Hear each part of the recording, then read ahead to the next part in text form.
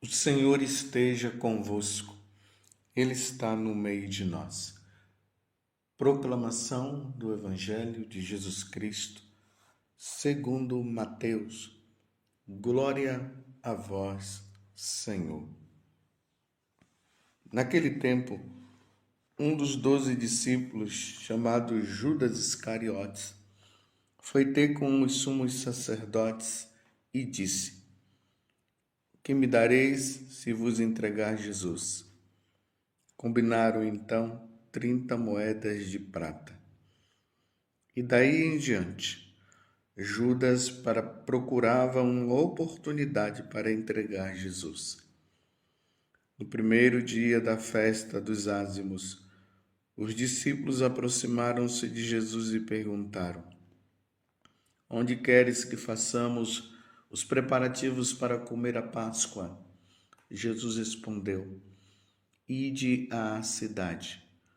Procurai certo homem e dizei-lhe: O mestre manda dizer: O meu tempo está próximo. Vou celebrar a Páscoa em tua casa, junto com meus discípulos.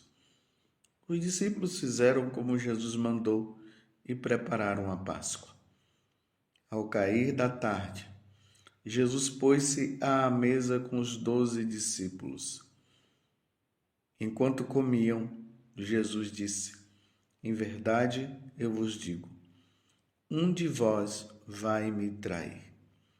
Eles ficaram muito tristes e um por um começaram a lhe perguntar: Senhor, será que sou eu? Jesus respondeu: Quem vai me trair é aquele que comigo põe a mão no prato. O Filho do homem vai morrer conforme diz a Escritura a respeito dele. Contudo, ai daquele que traiu o Filho do homem. Seria melhor que nunca tivesse nascido. Então Judas, o traidor, perguntou: Mestre, serei eu? Jesus lhe respondeu: Tu o dizes. Palavra da salvação. Glória a vós, Senhor.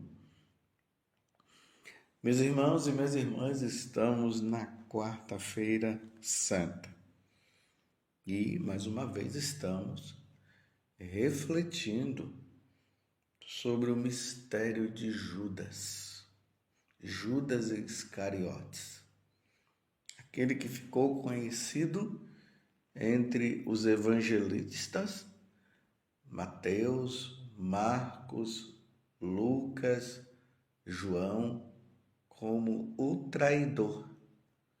Eu digo os evangelistas porque foi eles que deixaram escrito, eles narraram a vida de nosso Senhor Jesus Cristo.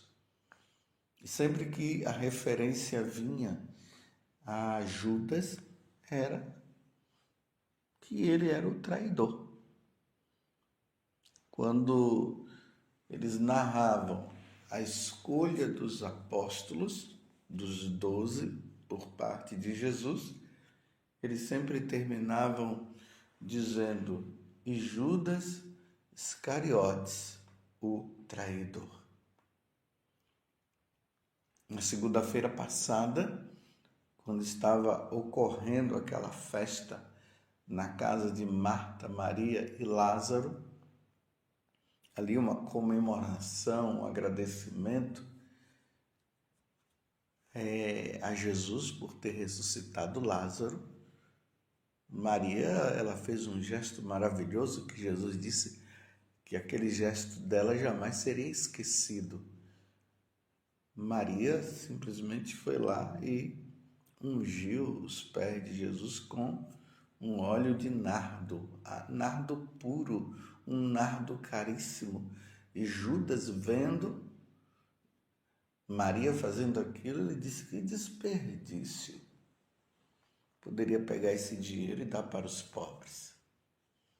E, na verdade, João, que escreve o Evangelho, que também é o apóstolo, disse que Judas não estava falando aquilo porque ele estava lembrando dos pobres, mas porque ele era responsável pelo dinheiro ali da comunidade dos apóstolos junto com Jesus, e ele era um ladrão. Duas características que ficou nos primeiros cristãos: Judas, ladrão; Judas, traidor. E hoje nós vemos mais uma vez a narração dessa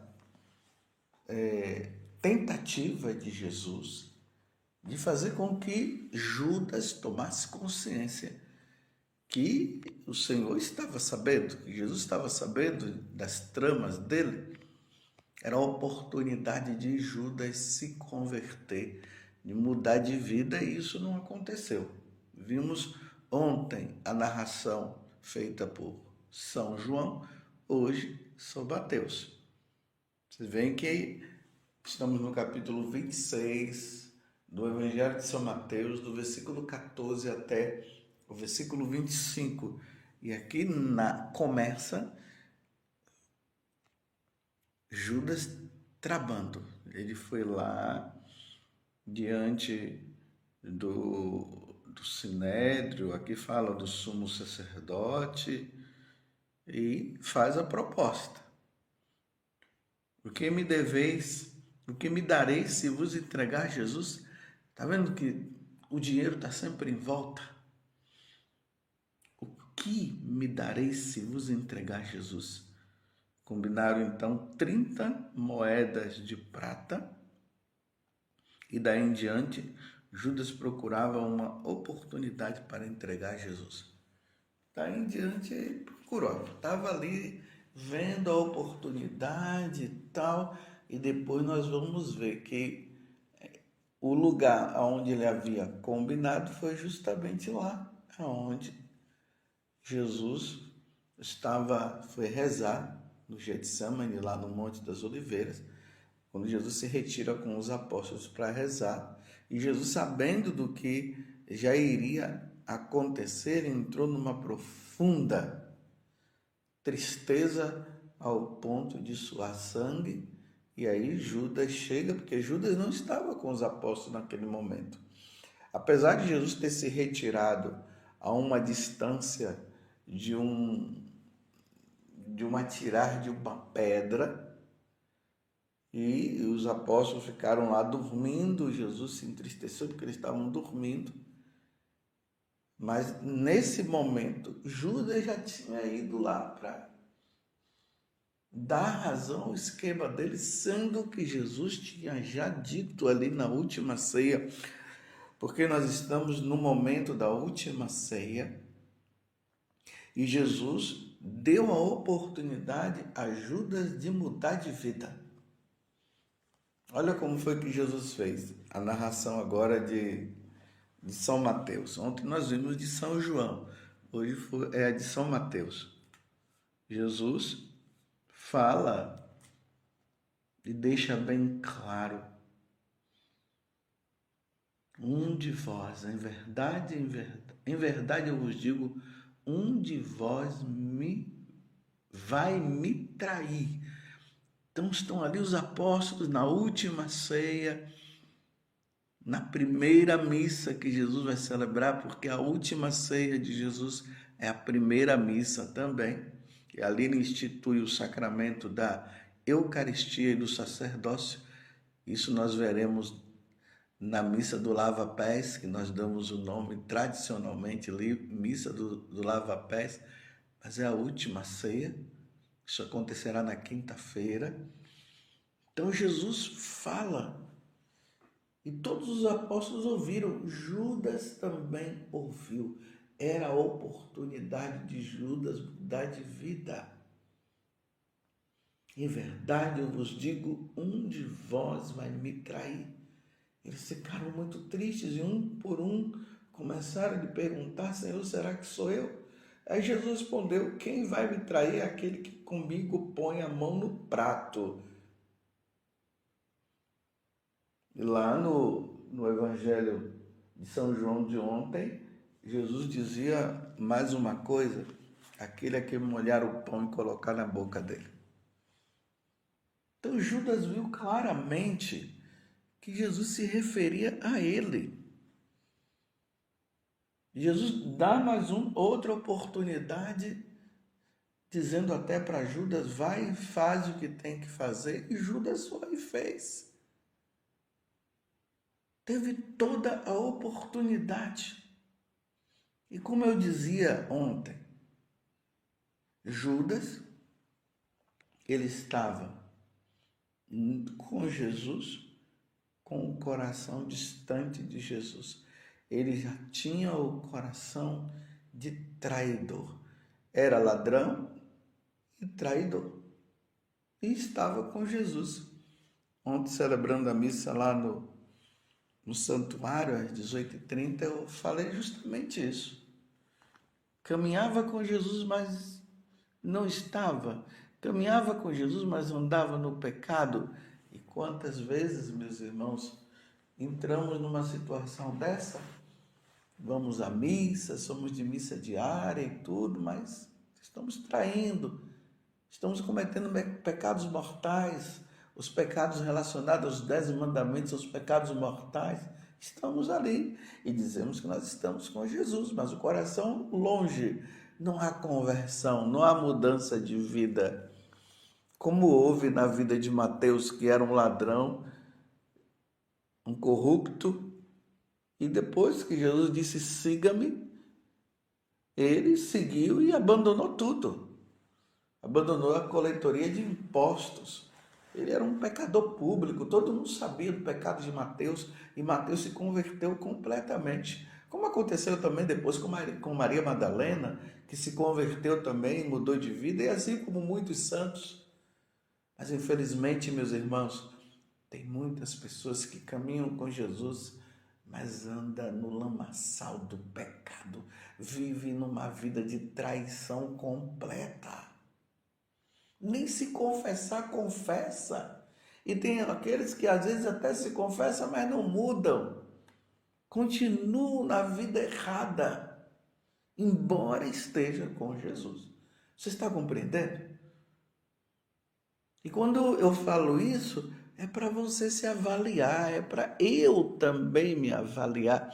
Eu estou com Jesus, mas eu sou Judas, mas vivo como Judas, traindo o meu amado Senhor que deu a vida por mim. E aí, meus irmãos, no Evangelho de hoje, Jesus fala uma coisa que precisa calar forte no nosso coração e nós precisamos meditar sobre isso. Vejam só, versículo 24, lembrando que nós estamos no capítulo 26 do Evangelho de São Mateus. Olha só o que Jesus disse: o Filho do Homem vai morrer, conforme diz a Escritura a respeito dele.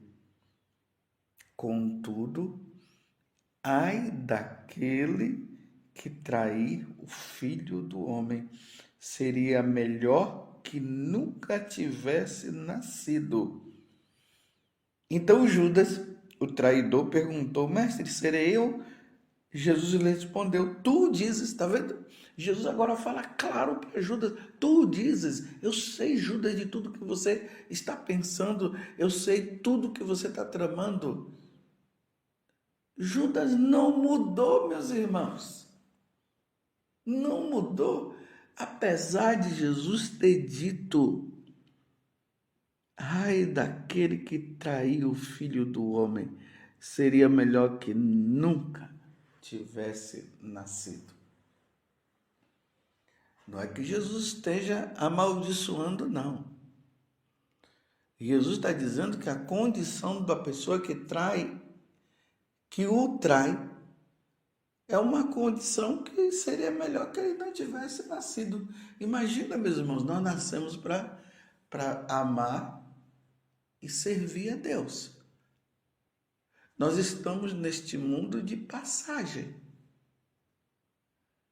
O nosso habitat eterno será no céu, convivendo com o Senhor. A nossa vida aqui na terra é uma preparação.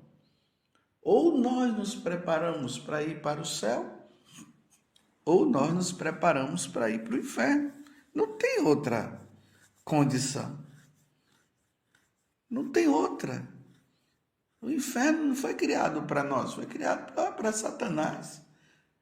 Para todos aqueles que lá no céu se rebelaram com Deus, foi para eles. E eles não vão se arrepender dos pecados cometidos.